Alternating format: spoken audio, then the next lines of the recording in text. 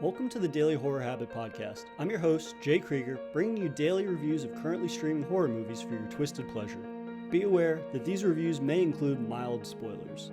And as always, I hope you enjoy. Who? No foolish heroics, if you please. Is Darkman.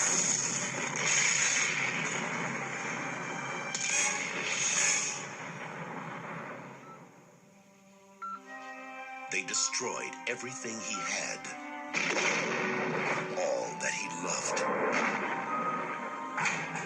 everything that he was. Now, crime has a new enemy, and justice has a brand new face. I was afraid that you wouldn't want me anymore. Of course I still want you. The good news is that I know who's behind our little troubles of late. Finish him. He has the power to look like any man. These two are both sons of witches! But he is unlike any man. I gotta tell you something about me. He's a cockroach. You think you kill him? And he pops up someplace else. In the darkest hour, Julie, who's the real monster here? there's a light that shines on every human being. But one. From director Sam Raimi, Darkman. To say we've been inundated with superhero films over the last few years would be a massive, colossal, and fucking huge understatement. Nothing puts asses in seats quite like superhero movies do. And you know, for the most part, I do enjoy them. I'm not nearly as fanatical or diehard about it as some might be, but in terms of larger-than-life action spectacles, superhero movies are fun, if nothing else. But in being inundated with them, especially over the last 5 years, they've begun to blur together for me. Specifically, the checklist mentality of squeezing in every Marvel release I had missed prior to seeing Endgame felt more like a huge chore. It became exhausting, frankly. After a while, you can only watch guys and gals in tights duking it out for so long. I needed something with a similar level of entertainment, but breaking the traditional superhero mold. And so I went back to the beginning, a superhero flick that was around long before superhero films were so commonplace that a checklist mentality was even a thing. A far darker and horror-centric take on the superhero. That being Evil Dead creator Sam Raimi's 1990 film Darkman, which is currently streaming on Peacock TV. Starring Liam Neeson as Dr. Peyton Wilder, who is dedicated to developing synthetic skin. But when his girlfriend Julie, played by Frances McDormand, is targeted by a local crime boss, Peyton is left for dead after thugs blow up his lab. Though, thanks to an experimental treatment, Peyton survives, but his body and mind are horrifically scarred. This second lease on life empowers him to adopt the vigilante persona of Darkman, seeking revenge against those who have destroyed his life. What truly sets Darkman apart from other superhero films is it essentially being Raimi's love letter to the universal monsters, such as the Hunchback of Notre Dame, the Phantom of the Opera, and the Elephant Man. He's a dark, gothic figure who's an outcast from society, which judges him by his look, yet on the inside his kind heart remains. Raimi's idea for tackling a superhero film spawned from his inability to gain the rights to Batman or The Shadow, two comic properties he wished to adapt. So he said screw it and created his own hero that resembled heroes he was a fan of, while incorporating his own unique style of filmmaking.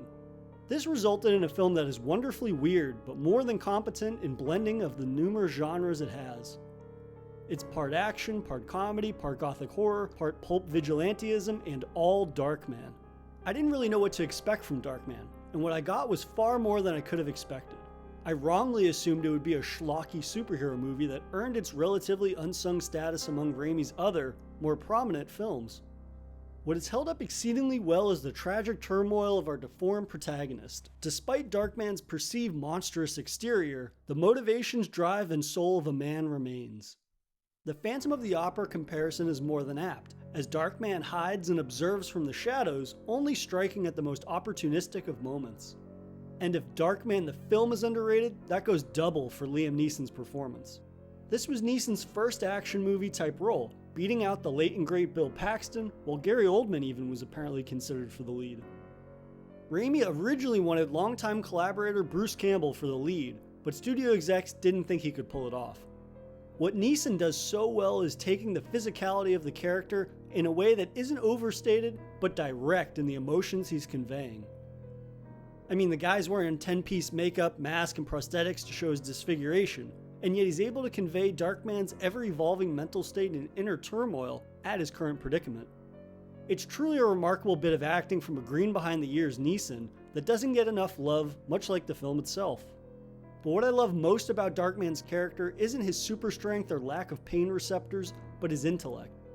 Rather than rushing into revenge by the seam of his pants, he meticulously stalks and chips away at the foundation of the gangsters who have wronged him. And now for a brief intermission. If you've been enjoying this episode of Daily Horror Habit, please take a moment to subscribe to the show on your preferred streaming platform or leaving a review on iTunes. And thank you for your continued support, which drives the show's success. And now, without further ado, let's get back to today's horrifying episode. At the helm of the organized criminals is one Robert G. Durant, played by Larry Drake, a mobster with a fondness for fingers, in that he removes them from his victims with a cigar cutter. Nice fellow.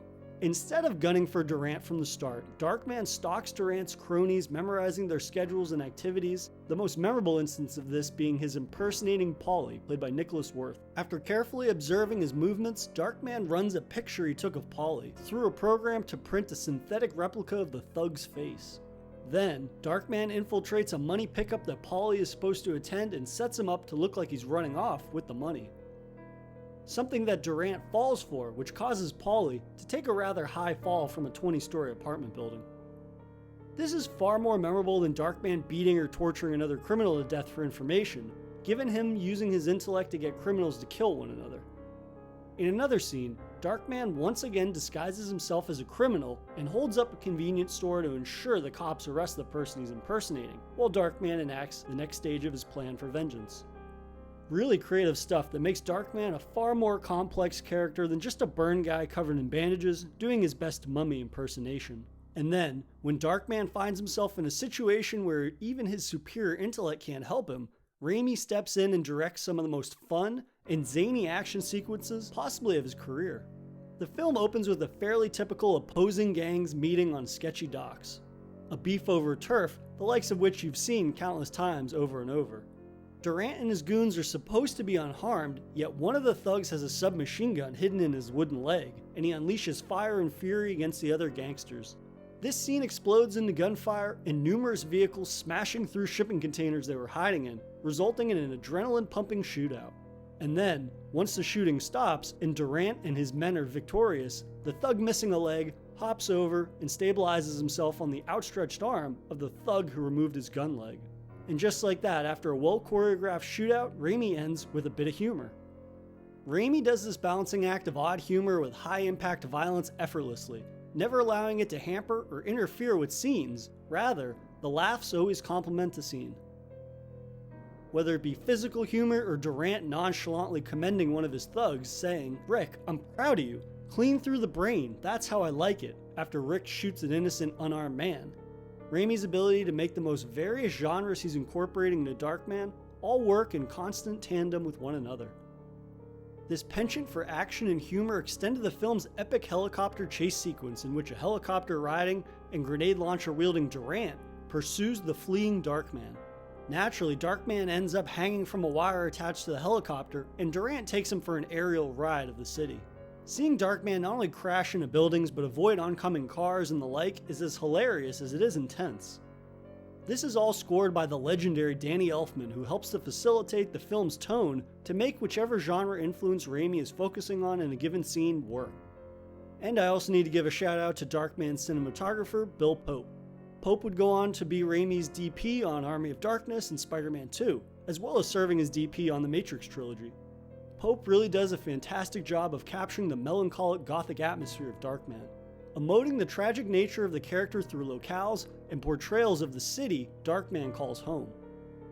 Whether it's Darkman roaming the rain-soaked streets or brutally posing on a rooftop with gargoyles, Darkman's look is almost as iconic as the man himself. I really had no expectations going into Darkman. For all I knew, it had earned its unsung rep as Raimi's attempt at a dark superhero movie. so I was elated to find that Darkman whips a tremendous amount of dark superhero ass.